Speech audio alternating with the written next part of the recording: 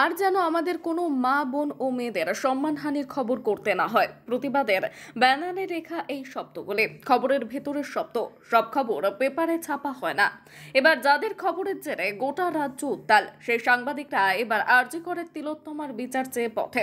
শনিবার দুপুর হাওড়া জেলার সাংবাদিকরা সম্মিলিত উদ্যোগে প্রতিবাদী মিছিল হলো হাওড়ায়।